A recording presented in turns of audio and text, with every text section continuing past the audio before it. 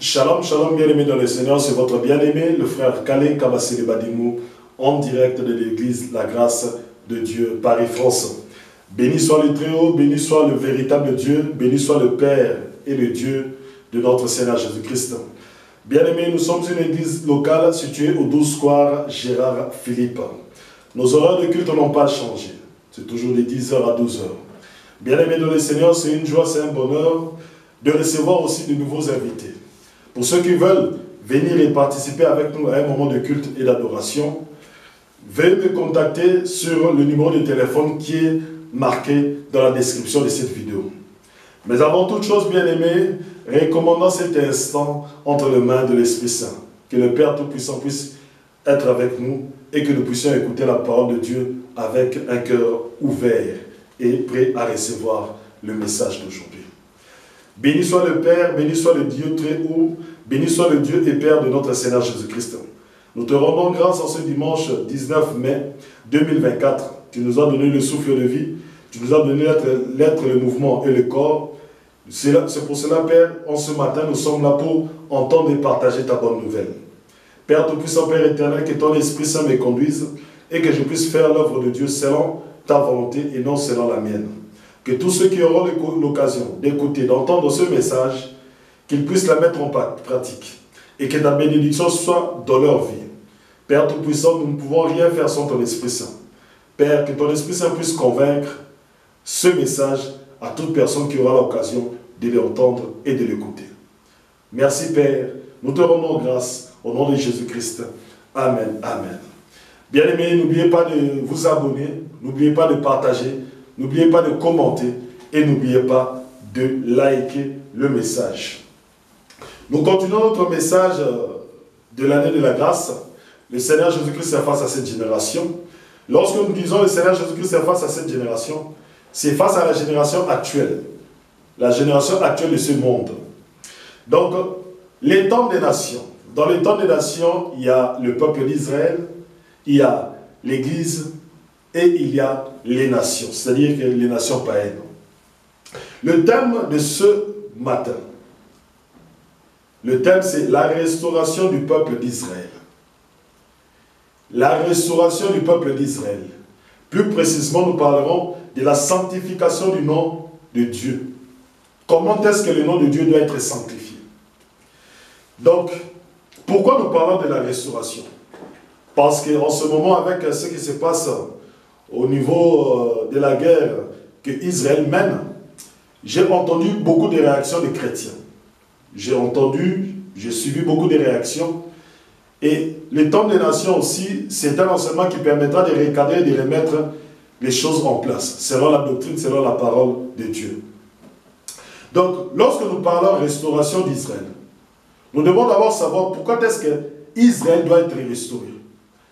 Et lorsque j'ai un peu regardé l'étymologie de ce mot restauration, c'est-à-dire réparer, reconstruire, rebâtir, arranger, ramener au droit. C'est-à-dire que quelqu'un qui va être restauré dans ses droits, c'est-à-dire que quelqu'un qui a été déchu de ses droits, et il va être restauré dans ses droits. C'est-à-dire que, par exemple, comme un bâtiment, un vieil bâtiment, qui doit être restauré, c'est-à-dire que le vieil bâtiment présente des fissures et ainsi de suite, et il doit être restauré, il doit être réparé. Et pour qu'il soit réparé, on doit d'abord connaître la cause de tout ce qui se passe dans ce bâtiment.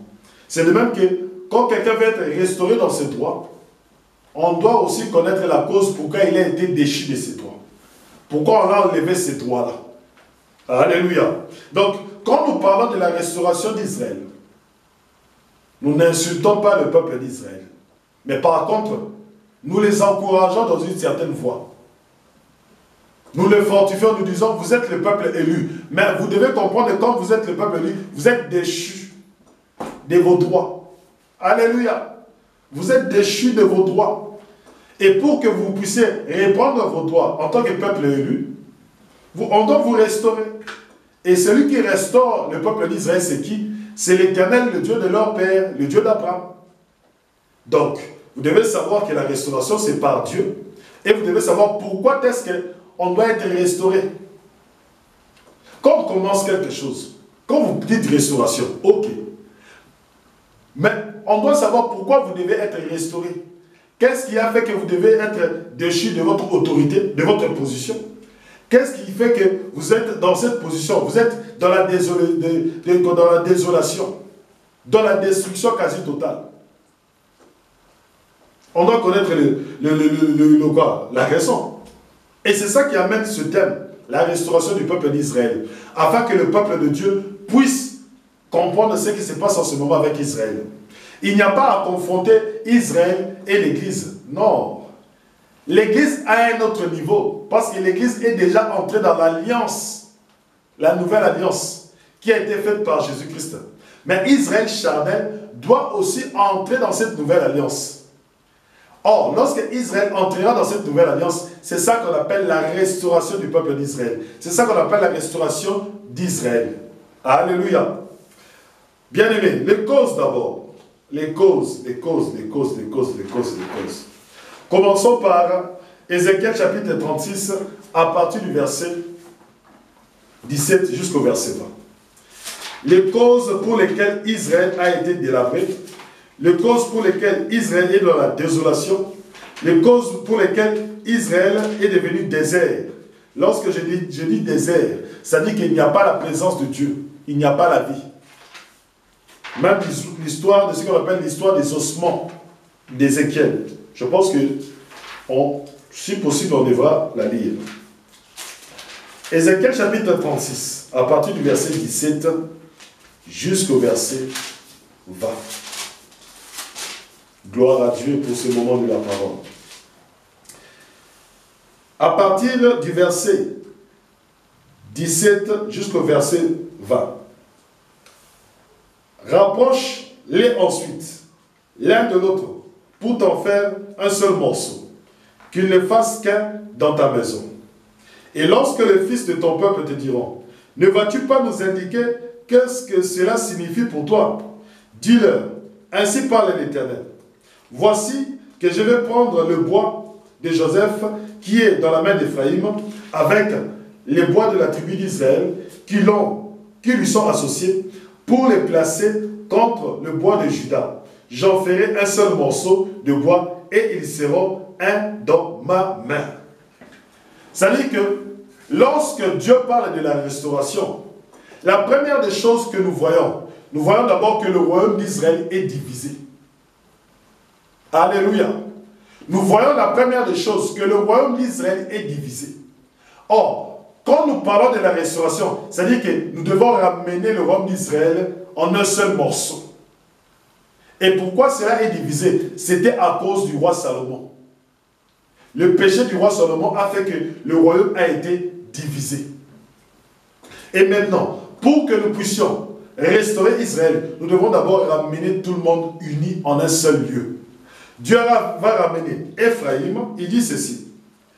Voici ce que je vais prendre. Le bois de Joseph, qui est dans la main d'Éphraïm, avec les tribus d'Israël, c'est-à-dire que les autres tribus d'Israël, ils se rassembleront, parce qu'il y avait deux royaumes. Le royaume du nord, qui était composé de deux tribus, Juda, et je pense que Juda, j'ai oublié le nom, et les autres, et composé de deux tribus, dans lesquelles il y avait Juda, et les autres, les 10 tribus qui restaient, étaient ce qu'on appelle le royaume d'Israël. Et regardez ce qu'il est écrit. Il a dit, les tribus d'Israël qui lui sont associées, pour les placer contre le bois de Juda. Donc, Juda avait l'autorité de roi, Israël aussi avait son autorité. Donc, il les rassemble. J'en ferai un seul morceau de bois et ils seront un dans ma main. Donc, Dieu commence par réunir tous les tribus en une seule chose. C'est-à-dire en un seul bois. En un seul bois. Bois de Juda, bois d'Éphraïm. Que le morceau de bois sur lequel tu auras écrit soit dans ta main, sous leurs yeux. Et dis-leur, ainsi parle Yahvé. Voici que je vais prendre les fils d'Israël d'entre les nations où ils sont allés. Je les rassemblerai de toutes parts et je les amènerai sur leur sol. J'en ferai une seule nation dans le pays, sur la montagne d'Israël. Et un seul roi sera leur roi à tous. Ils ne feront plus deux nations et ils ne seront plus divisés en deux royaumes. Ils ne se rendront plus impurs par leur saleté, leurs ordures et leurs forfaits. Je leur sauverai de toutes les infidélités par lesquelles ils ont péché et je les purifierai. Ils seront mon peuple et moi je serai leur Dieu. Vous comprenez? Donc c'est ça qu'on appelle la restauration de Dieu. Dieu doit rassembler tous les tribus. Il les rassemble en un seul lieu, qui est la terre promise. Et Dieu va mettre un seul roi qui les dirigera. Et ce roi-là, c'est la postérité de David. Alléluia.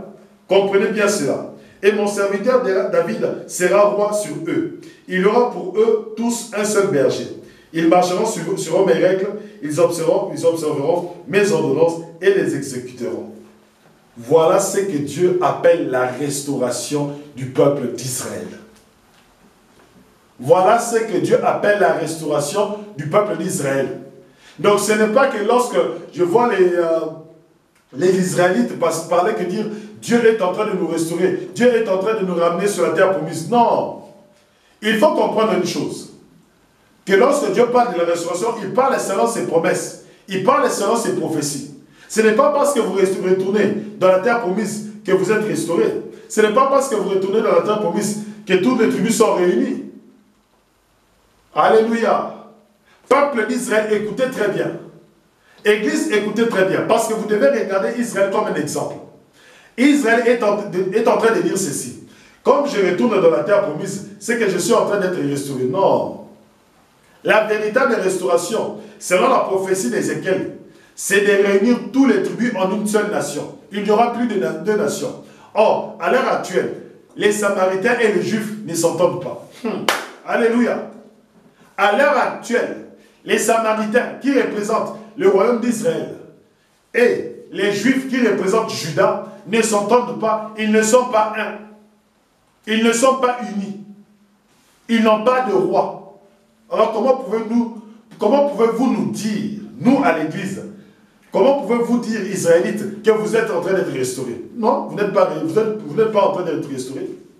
Si vous vous dites que vous êtes restaurés, c'est selon vos pensées, c'est selon vos volontés. Mais si c'est selon la volonté de Dieu, écoutez Ézéchiel chapitre 36. Ézéchiel chapitre 36 parle de la restauration d'Israël. Et c'est vous-même qui le dites aussi. Vous parlez d'Ézéchiel 36. Or, quand nous lisons Ézéchiel 36, et lorsque nous regardons ce qui se passe en Israël en ce moment, lorsque nous voyons que Samarie, les Samaritains et les Juifs ne s'entendent pas, les Samaritains font leur Pâques, ils offrent leur Pâques au mont Garizim, et les Juifs le font à Jérusalem, nous disons que le royaume d'Israël n'est pas restauré, la nation d'Israël n'est pas un. Donc, automatiquement, vous êtes hors de la volonté de Dieu, parce que la volonté de Dieu est écrite dans les Écritures. Alléluia. Béni soit sa parole. Prenons Jérémie chapitre 32 à partir du verset 23 jusqu'au verset 24. Écoutons. Ou bien commençons par le verset 17. Maintenant, nous savons comment est-ce que Dieu restaure Israël. Mais nous devons maintenant connaître les causes. Pourquoi est-ce que Israël est dans cet état de délabrement? Pourquoi est-ce que Israël est dans cet état de destruction? Car quand nous connaissons leurs causes, nous pouvons traiter les causes et nous aurons de bons résultats. Prenons Jérémie chapitre 17 et Jérémie chapitre 32 à partir du verset 17. Ah Seigneur, Yahvé, voici que toi, tu as fait le ciel et la terre, par ta grande vigueur et ton bras étendu. Rien n'est impossible pour toi. Tu témoignes fidélité à des milliers et tu règles la faute des pères dans les seins de leurs fils après eux. Toi le Dieu, le grand, le héros, dont le nom est l'Éternel des armées. Grand en conseil et riche en exploits, dont les yeux sont ouverts sur toute la conduite des fils des hommes, pour donner à chacun selon sa conduite et selon le fruit de ses actions. Bien aimé, c'est là que le prophète Jérémie prophétise. Il est en train de prophétiser. Il dit la position de Dieu. Dieu est fidèle. Dieu est un héros. Dieu est puissant. Dieu est l'Éternel des armées. Lui, il garde son alliance. Il parle de tout ça. Maintenant, regarde. À partir du verset 20. Tu as mis des signes et des prodiges au pays d'Égypte et jusqu'à ce jour en Israël et au pays et parmi les hommes. Et tu t'es fait un nom comme il est en ce jour.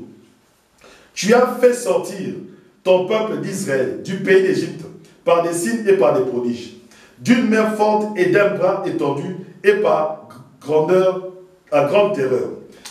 Ésaïe est en train de prophétiser. Il est en train de rappeler, parce que là, il peuple au peuple d'Israël. Il est en train de leur rappeler, de leur dire, regardez ce que l'Éternel a fait pour vous lorsque vous étiez en Égypte. Maintenant, écoutez, tu leur as donné ce pays que tu avais juré à leur père de leur donner, un pays ruisselant de lait et de miel. La terre promise, lorsque Dieu a promis à Abraham de donner à sa descendance la terre promise, lorsque Dieu parle à Abraham, il dit à Abraham que la terre que je leur donnerai, c'est une terre où coule le lait et le miel. Une belle terre, une terre qui est bénite, une terre qui est abondante, une terre qui produit beaucoup de bonnes choses. C'est-à-dire que tes descendants seront en sécurité, tes descendants ne manqueront pas à manger, tes descendants auront un toit à dormir, tes descendants ne erreront pas, ils ne seront pas des nomades, ils auront une place fixe. C'est ça la promesse d'Abraham. C'est ça la promesse que Dieu a faite à Abraham. Et Dieu l'a accomplie. C'est pour cela, Jérémie dit que Dieu est fidèle. Là, tout va très bien. Écoutez maintenant. Ils y sont entrés et en ont pris possession. Mais ils sont entrés, mais ils n'ont pas écouté ta voix. Et suivant ta loi, ils n'ont pas marché. De tout ce que tu leur avais commandé de faire, ils n'ont rien fait. Et tu as amené sur eux tout ce malheur. Donc, bien aimé, que personne ne vous trompe. Que personne ne vous trompe.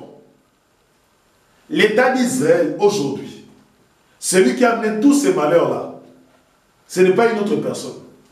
C'est le Dieu d'Abraham, le Dieu de leur père. Alléluia.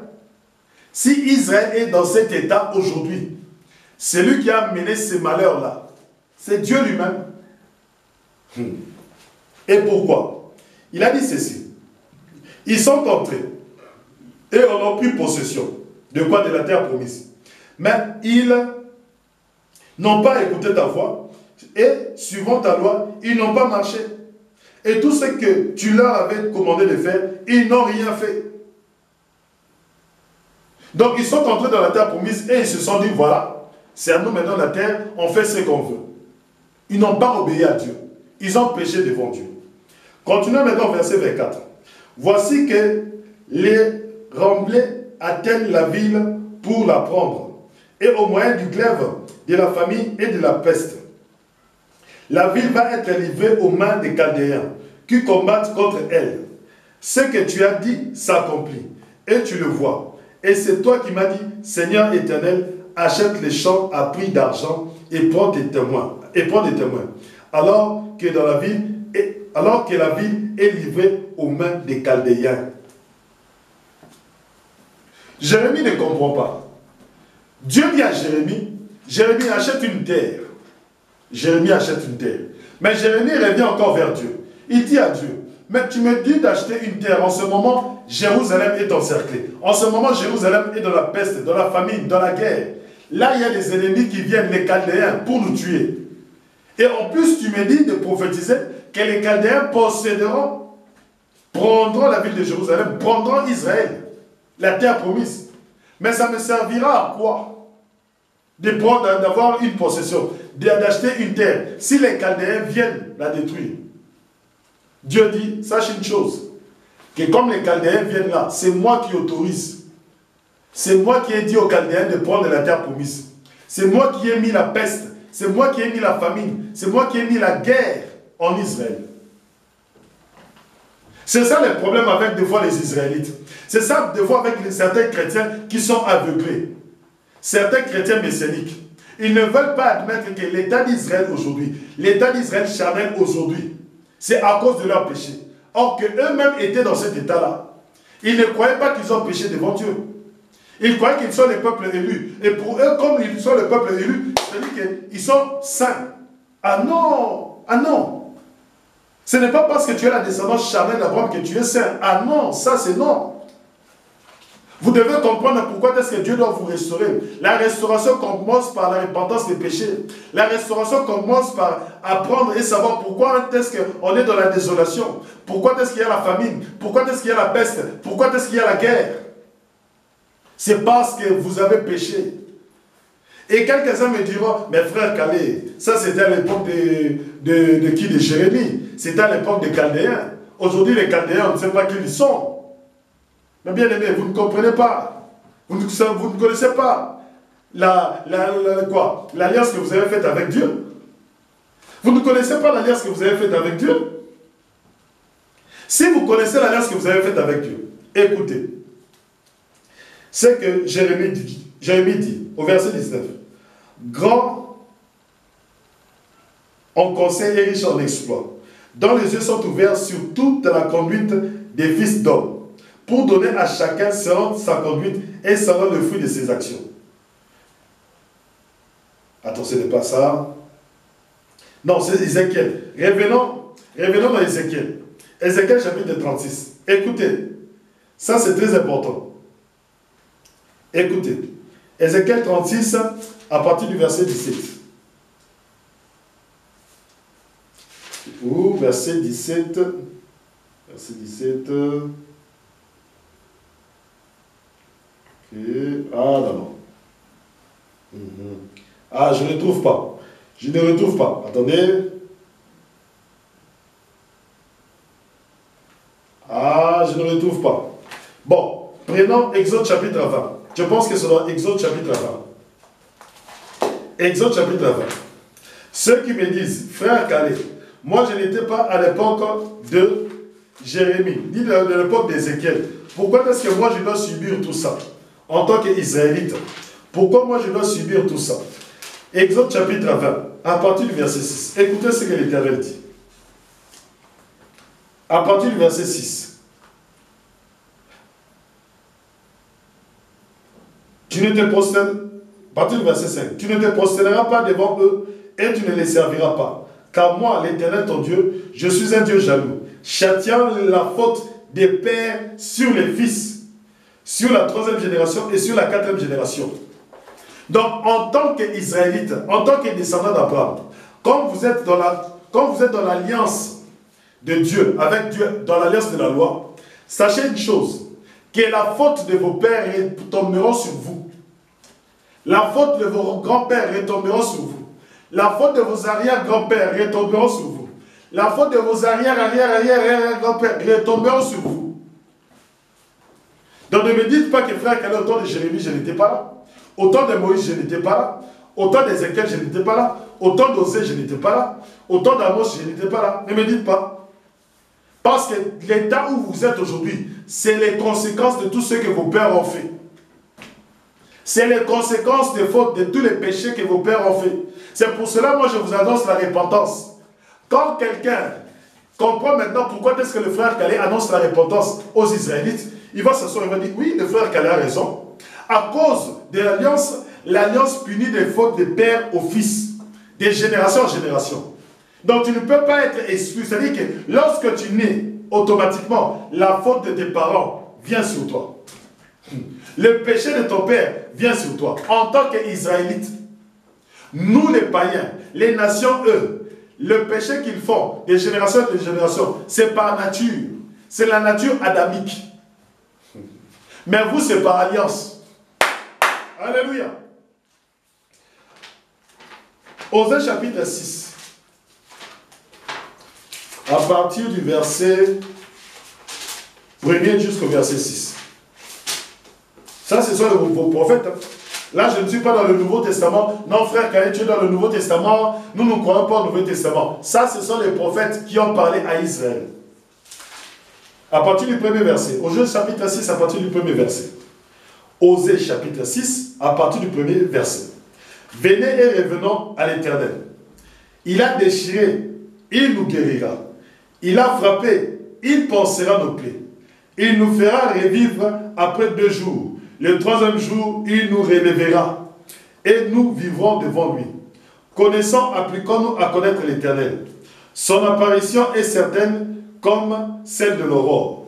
Il viendra à nous comme l'ondée, comme la pluie de printemps qui arrose la terre. Que te ferai-je, Ephraïm? Que te ferai-je, Juda? Car votre fidélité est comme la nuée du matin, comme la rosée qui très tôt se dissipe. Voilà pourquoi je les ai taillés en pièces par les prophètes. Ce n'est pas moi. Ce n'est pas le frère Calais. Ce n'est pas Marc, Jean, Actes des Apôtres, Philippiens, Galates. Non, ça, ce sont les prophètes. Ça, ce sont les prophètes. Il dit ceci. Voilà pourquoi je les ai taillés en pièces par les prophètes. Je les ai tués par les paroles de ma bouche. Et mon jugement surgira comme une lumière. Car c'est la fidélité que je veux et non les sacrifices. La connaissance de Dieu plutôt que les holocaustes. Au lieu que Israël, Ephraïm et Juda aiment Dieu, eux ils sont devenus pervertis. Eux ils sont devenus infidèles. C'est pour cela que Dieu les a châtiés. C'est pour cela que Dieu les a punis. Et Dieu les punit comment? En les dispersant. En ramenant la famine. En ramenant la peste. En ramenant la guerre. Et lorsqu'il ramène la peste, il amène la famine, il amène la guerre, c'est ça qu'on appelle la destruction. C'est ça qu'on appelle la désolation. Lorsque Dieu déborde, lorsque Dieu chasse les enfants d'Israël de la terre promise, c'est une punition. C'est une punition. Et comme c'est une punition, Dieu doit l'accomplir parce que c'est son alliance avec le peuple d'Israël. Non, nous sommes innocents. Vous n'êtes pas innocents. Vous n'êtes pas innocents. Jérémie chapitre 32. À partir du verset 30 jusqu'au verset 35. Jérémie chapitre 32, à partir du verset 30 jusqu'au verset 35. À cause de tout le mal qu'ont commis pour m'indigner, le fils d'Israël, les fils de Juda, eux leurs rois, leurs chefs, leurs prêtres et leurs prophètes, les hommes de Juda et les habitants de Jérusalem. Écoutez le cause pourquoi est-ce que Israël doit être restauré. La désolation qu'il y a aujourd'hui en Israël. Bien aimé, écoutez bien les causes. Là, on est en train de faire entrer un préambule parce qu'il y aura deux parties dans cette restauration. Là, nous traitons les causes, c'est-à-dire que là, nous parlons des causes. Verset 32. À cause de tout le mal qu'ont commis pour m'indigner, le fils d'Israël et les fils de Juda, eux, leurs rois, leurs chefs, leurs prêtres et leurs prophètes, les hommes de Juda et les habitants de Jérusalem. Ils m'ont tourné le dos et non la face. J'ai eu beau les instruire inlassablement. Ils n'ont pas écouté pour accepter ma leçon. Ils n'ont pas écouté pour accepter la leçon. Ils ont mis leurs ordures dans la maison qui est appelée de mon nom. Ils ont souillé le temple. Ils ont profané le temple. Ils ont profané le nom de Dieu. Bien-aimé, Israël a profané le nom de Dieu. Le nom de Dieu est saint. Bien-aimé, la sainteté c'est comme la nature de Dieu. Dieu prend sa nature, il le donne au peuple d'Israël. Comme nous disons que nous les chrétiens, nous sommes saints. Nous avons la nature de Dieu en nous. Nous avons la nature de suivre la parole de Dieu. Nous avons la nature d'obéir à la parole de Dieu. Nous avons la nature de nous soumettre à la parole de Dieu. C'est pour cela, lorsque nous nous soumettons à la parole de Dieu, Dieu prend sa nature, il nous la donne. Parce que c'est sa parole qui nous sanctifie. C'est sa parole qui nous rend saints. Et Israël, au lieu de comprendre cela, Israël n'a pas obéi à la parole. Israël, c'est roi. Écoutez bien, il précise très bien. Les gens diront, certains juifs messianiques diront, non, ce n'est pas tout le monde qui a désobéi. Mais écoutez, parce que ce sont vos représentants du peuple devant Dieu qui n'ont pas écouté. Et quand ce sont ces représentants-là qui n'écoutent pas Dieu, c'est tout le peuple qui n'écoute pas Dieu. Parce que lorsque le souverain sacrificateur entre dans le lieu très saint, il entre pour le peuple. Donc tu ne peux pas dire qu'il entre pour lui. Non, pas du tout. Tu ne peux pas te dissocier du souverain sacrificateur. Tu ne peux pas te dissocier du roi d'Israël. Parce que c'est lui qui vous représente. C'est lui qui est le représentant de la nation. C'est comme le président de la France, le président Macron. Partout où il va, il représente tout le peuple français. Lorsqu'il dit A, c'est le peuple français qui dit A. Même si tout le peuple français n'a pas voté le président Emmanuel Macron, mais lorsque le président Emmanuel Macron dit A, c'est tout le peuple français qui dit A. Et lorsque le président français dit on va aller sur ce chemin, c'est tout le peuple français qui y va. C'est comme ça votre constitution, non? Alors dites-moi, comment est-ce que ceux qui représentent le peuple devant Dieu ne te représenteront pas? Alléluia. Les rois n'ont pas obéi à ce que Dieu a dit. Le roi d'Israël, les fils d'Israël, les fils de Juda, leurs rois, leurs chefs, leurs prêtres et leurs prophètes, les hommes de Juda et les habitants de Jérusalem. Alors vous ne pouvez pas vous dissocier de cela. Vous ne pouvez pas vous dissocier de cela. Continuons. Ils ont mis leur ordure dans la maison qui est appelée de mon nom, pour la rendre impure. Ils ont bâti des hauts lieux de Baal qui sont dans la vallée de Ben-Nonin pour faire passer à Moloch leurs fils et leurs filles, chose que je ne leur avais pas commandée, et qui ne m'était pas monté au cœur, commettre cette abomination afin de faire pécher Juda. Bien-aimés dans le Seigneur, Dieu est saint. Et dans le commandement de la loi, Dieu dit, tu ne profaneras pas le nom du Seigneur ton Dieu. Tu ne profaneras pas le nom de l'Éternel ton Dieu. Tu ne le profaneras pas. Exode, voyons un peu Exode chapitre 32. Exode chapitre 32.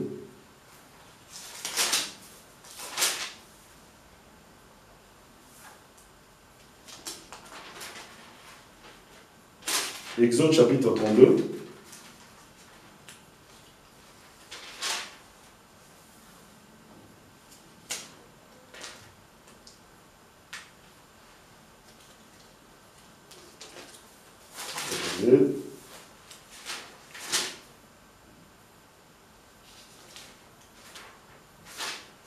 Exode, attendez, je pense que Exode chapitre 20.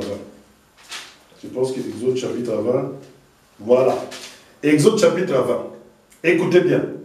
Tu ne prononceras pas en vain le nom de l'Éternel ton Dieu, car il ne laisse pas impuni celui qui prononce son nom en vain.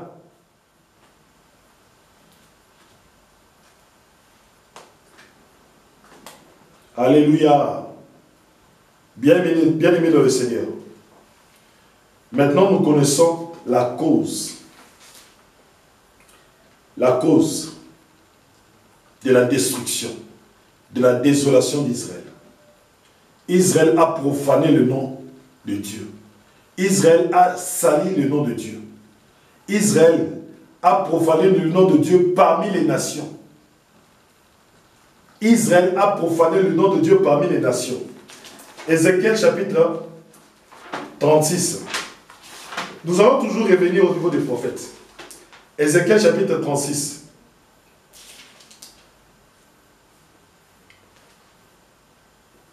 À partir du verset 20. Il est le verset 20.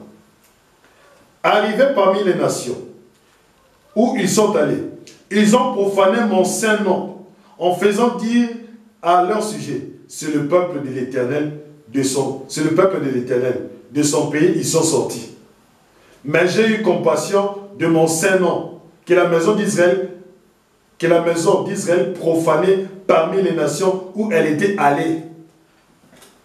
Maison d'Israël, vous avez profané le nom de Dieu. Vous avez profané le nom de l'Éternel. Non seulement dans la terre promise, mais lorsque l'Éternel vous a chassé. Lorsque l'Éternel vous a chassé parmi les nations où vous êtes partis, vous avez profané le nom de Dieu. Vous n'avez pas sanctifié son nom. Bien-aimés dans le Seigneur, vous connaissez maintenant la raison pourquoi est-ce que Israël est dans la désolation. Israël doit être restauré.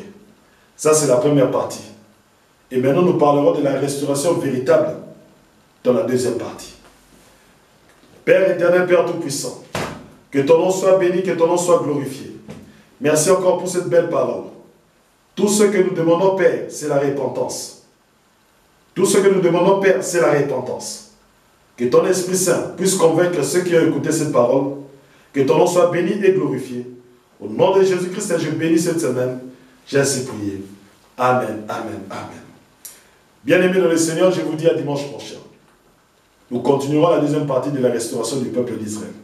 Soyez bénis au nom de Jésus-Christ.